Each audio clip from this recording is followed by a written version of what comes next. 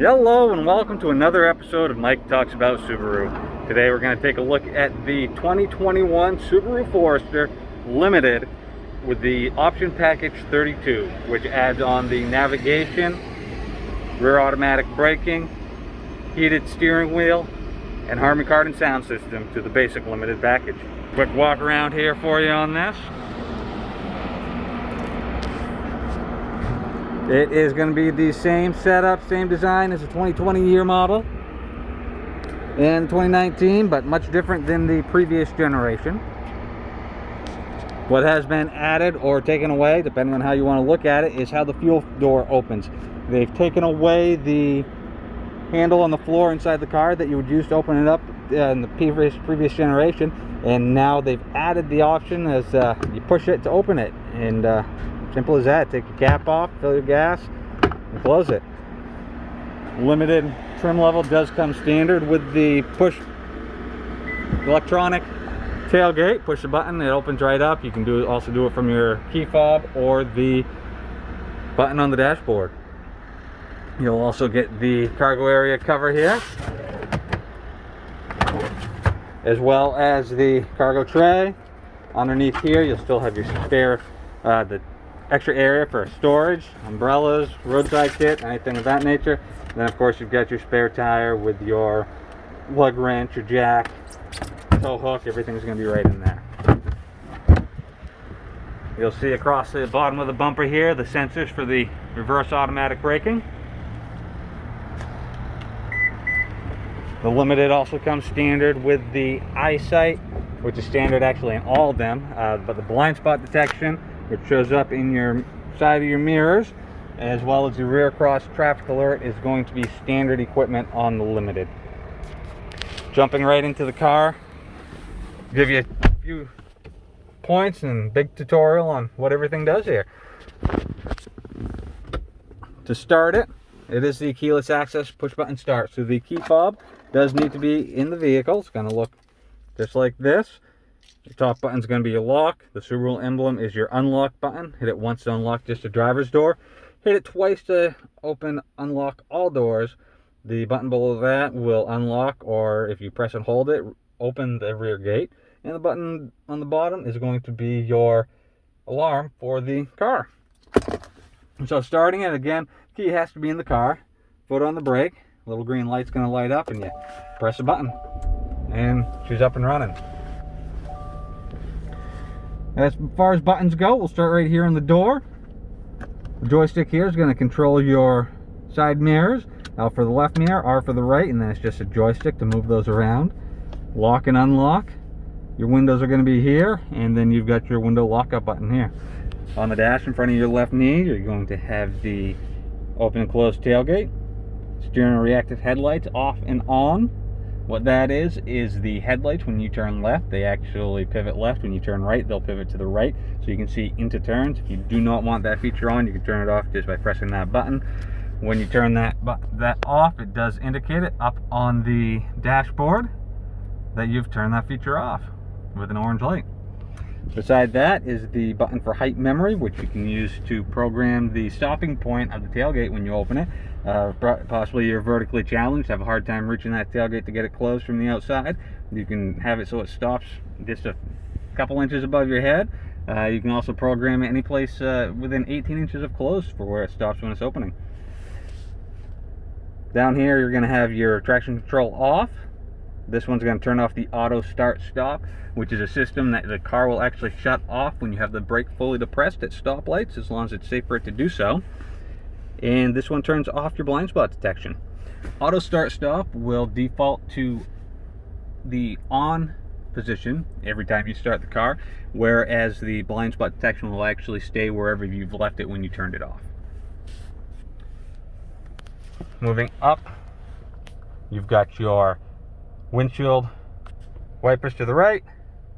To the left is going to be your headlights. Up one click is auto. This is parking lights only. And then this position is on all the time.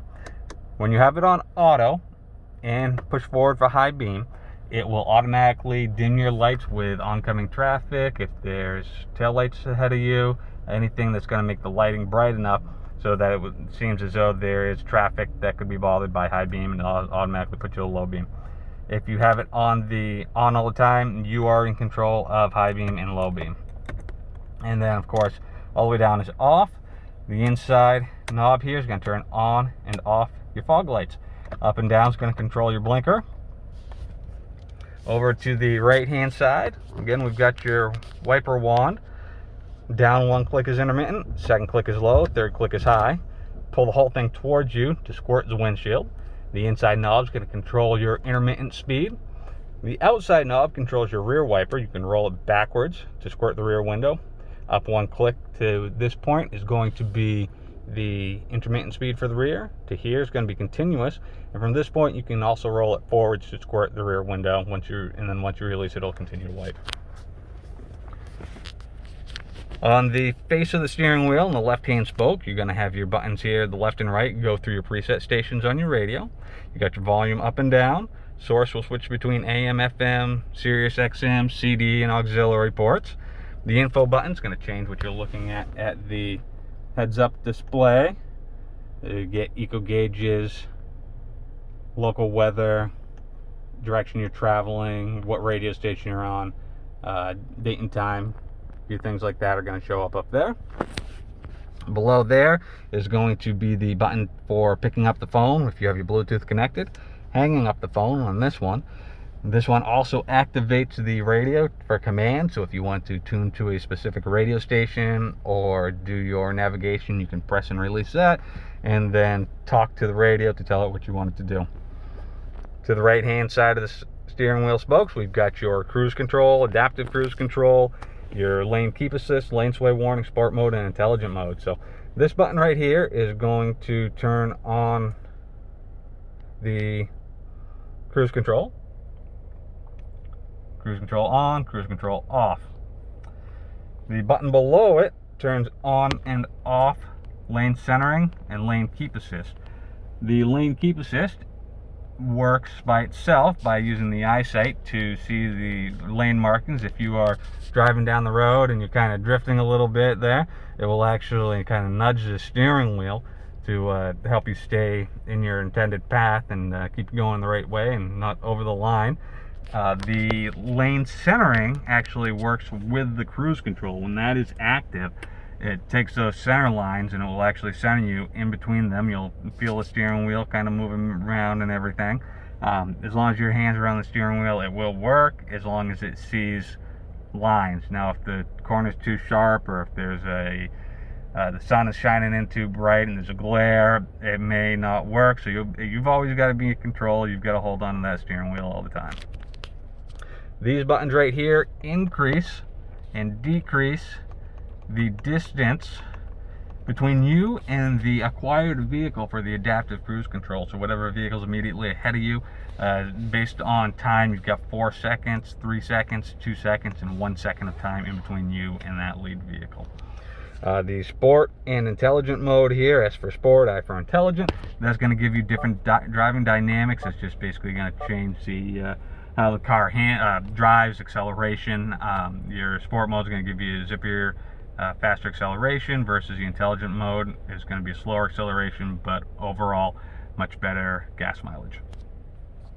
In behind the steering wheel, you've got these buttons here that'll pull towards you. The up and down go through the menus here, is what you can look at: eco gauges, digital speedometer, how long the auto start stop has been used and have it saved you any gas. The center button, when you're on this screen in particular, you can pull and hold it, and you can go in, you can change your miles per gallon to the kilometers per, or miles per hour into kilometers per hour, and all that stuff, your units, metric, standard.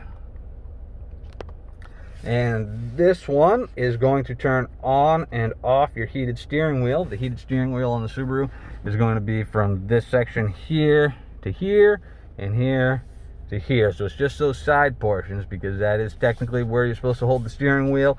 Subaru being all about safety, that is where they have it set up for you to be warmed up on the hands. Moving on over to your radio. Your home button down here is going to bring you to the home screen, as well as the little home in the upper left-hand corner of the radio. Phone will bring you to your phone options if you have your Bluetooth set up. Map for your GPS, and once you're in there, if you want to set a destination, just go into menu, search for destination, and you can plug in everything that you need. My Subaru is part of the Starlink system. If you are subscribed to My Subaru, you can get the vehicle diagnostic alerts. That button in particular will actually give you roadside assistance as well as the appointment scheduler, and if you're signed up for the full package, the concierge service through Starlink. The media is going to open up for if you have CD, Bluetooth, the USB, anything like that for streaming media that you want to play. The apps button brings you to a screen. My Subaru is going to show up there. Pandora, if it's on your phone, you can link it to the radio to play your Pandora from your phone. Travel Link is through Sirius XM. What that is it gives you local gas prices, sports updates, stock updates, local weather updates. You have to be subscribed to XM to take advantage of that. The Subaru Starlink is an app you can download on your phone. Connects to the radio to get you different things. You got Magellan navigation in there, Yelp reviews, iHeartRadio, a couple other things that'll show up in there. Settings button is going to give you your basic car settings, sound settings for graphics equalizer. Phone here, you can add in devices as well as doing it from the phone screen, from the home screen. Navigation, if you want to change route settings, avoiding different things, ferries or highways, toll roads, bridges, all that type of stuff would be found in there. And then vehicle settings here, this is where you can set your time if you want that to be set to your cell phone with a Bluetooth connection, or if you want to set it manually, you can go in through there and do that in there. Different options for the keyless entry system. So you'll find a lot of stuff in that menu there. And then you've got your radio, which brings you to your radio screen.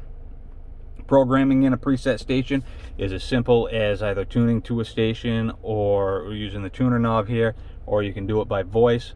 Once you've got a station you want programmed in, all you've got to do is press and hold the number you want it programmed to till it beeps at you, and there it is. Now you can put FM, AM, XM all on the same line. They all integrate together, so it doesn't matter, and you get up to 18 slots that you can program into. The buttons below, all just hard touch buttons that basically interact the same way as a touchscreen does. Of course, you've got your volume control here, your CD eject button, and moving on from there, climate control. First knob controls the driver's side temperature. Second knob is or the third knob rather, control the passenger side temperature. You'll see in the heads-up display what you have the temperature set to. You can sync them both up to the driver's side settings by hitting the sync button. Auto, it will set the blower speed and the where it's blowing based on what you have it set for a temperature and the actual ambient temperature of the vehicle. You can turn it off fully here. AC on and off, you'll find right here, maximum AC, and the mode button will change where it's blowing if you want to be in control of that. Pressing in on the middle button here turns on air recirculator. Over here we've got full front defrost, and the bottom turns on the rear defrost, your heated mirrors, and your wiper deicer. This knob is going to control fan speed, and that's it on the climate control. Right above there is going to be your hazard lights, your four-way flashers. Moving down below there, you've got your inputs for the radios. So you've got your USB, your auxiliary input. You've also got a 12-volt port right there for charging if you have a GPS that you wanted to plug in versus using your map GPS. Now the car does have the Android Auto and the Apple CarPlay, so if you're using a smartphone you can plug it in through the USB. If you're not comfortable with the map system on here, you can use your own off your phone. But this is a great system. It's excellent, it's easy to use, and that's that. Now moving on from there, with the shifter, you do have the park, reverse, neutral, drive is there. From drive, you can pop it over to the left. That puts you in a manual mode where you can use the paddle shifters up on the back side of the steering wheel that shift down and shift up, and you can go through all the different virtual gears of the CVT transmission. Behind there, we've got your parking brake. To engage it, you just pull up on it. Disengaging, it's a matter of having the car on. Your foot has to be on the brake, and you press down on it. Below that, you're going to have AVH. That stands for Auto Vehicle Hold. What that does is, if it's active, you'll see the little AVH light up in the corner there. When you come to a complete stop, that bottom portion right there, that's also going to show up below where it says AVH. And if that's showing, that means that the brake is being held electronically. So if you take your foot off the brake pedal, your car is going to stay put. Now if you tap the brake pedal or if you touch the gas at all, it is going to release automatically and you'll be right on your way. The middle knob here, this is for X mode. That's basically a more, you can think of it as an extreme off-road mode. It's a more aggressive, more responsive all-wheel drive system that is determined by basically your driving conditions. You can set it for the snow and dirt mode by turning it to the left. Turn it to the right puts you in deep snow mud mode, and just pushing down on it reverts you back to regular mode. So here we've got your snow and dirt, we've got you in deep snow and mud, or just regular mode here. And then beside there, you're going to have your heated seats on and off on the rocker switch there. And that's basically it as far as all this parts are concerned. What I haven't addressed yet is going to be the Eyesight system. So up above, looking out onto the roadway in front of you, are these two cameras you see here.